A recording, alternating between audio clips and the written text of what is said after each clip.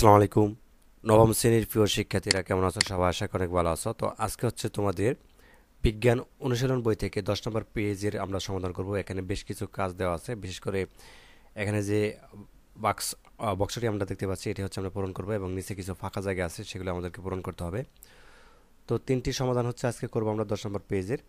তো প্রথমে যেটি খেয়াল করো খুব ভালোভাবে, যে এখানে আমাদেরকে যেটি বলা আছে যে তোমার কাছে এমন একটি দড়ি আছে, তো যা কিন্তু 200 নিউটন বলে, ঠিক আছে, টানলে ছিঁড়ে যাবে।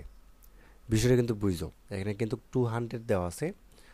তো এরকম যদি বলে টানে, তাহলে কিন্তু ছিঁড়ে যাবে। একটি দড়ি আছে, ঠিক আছে।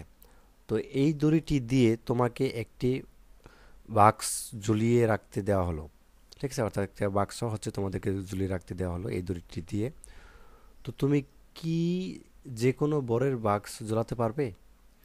তো এটির যে উত্তর সেটি আমরা এখন দেখব, ঠিক আছে। তো চলো, এটার যে আনসার স্ক্রিপ্ট সেটা আমরা এখন দেখি।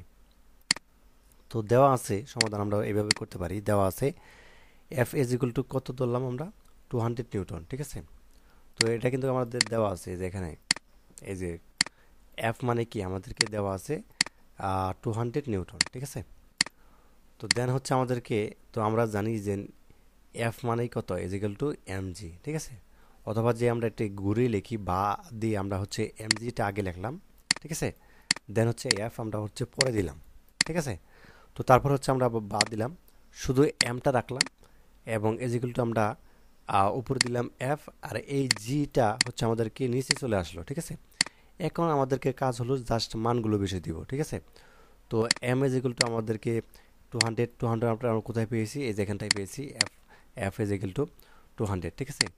এবং জি এর মানটা তোমরা সবসময় মনে রাখবে যে 9 × 8, ঠিক আছে। এর আগের যে আমরা সমাধানটা করেছিলাম সেটা কিন্তু আমরা করেছিলাম জি এর মানটা 9 × 8। তো এটি সবসময় মুখস্থ রাখবে। তো আমরা জাস্ট মান বসিয়ে দিলাম এবং মান বসিয়ে হচ্ছে আমরা যখন এটিকে দেন হচ্ছে আমরা ভাগ করব, তখন হচ্ছে আমাদেরকে এম ইজ ইকুয়াল টু আমাদের আসবে হচ্ছে 20, অর্থাৎ 20 পয়েন্ট, অর্থাৎ 4 1, ঠিক আছে, অর্থাৎ 20 × 41 কেজি আসবে, ঠিক আছে।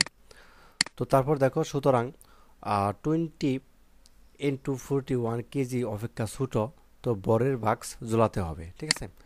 তো এই কথাটুকু বা এই আনসারটুকু তুমি হচ্ছে জাস্ট এখানটায় লিখে দিবে, ঠিক আছে, এই বক্সের মধ্যে হচ্ছে তোমরা লিখে দিবে, ঠিক আছে, এইটুকু। তো এই ছিল আমাদের হচ্ছে আনসার। তো তারপর হচ্ছে আমাদেরকে নিচে একটি ফাঁকা জায়গা আছে, এটি পূরণ করতে হবে।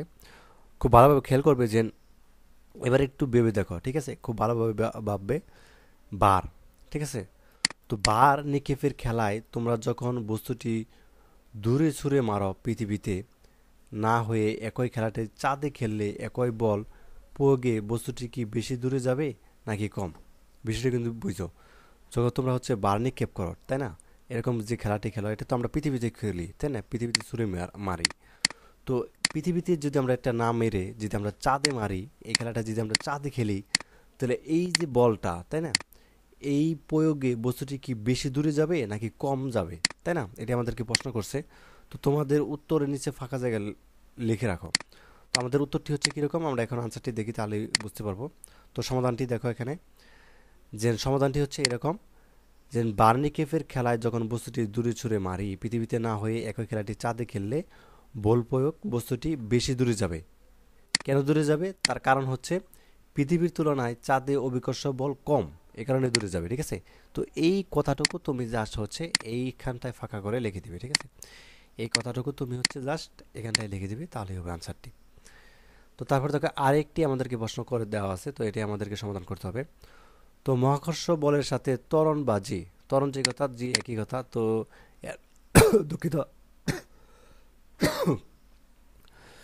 ত্বরণ বা জি এর মান এর সম্পর্ক কি তা কি বুঝতে পারছো?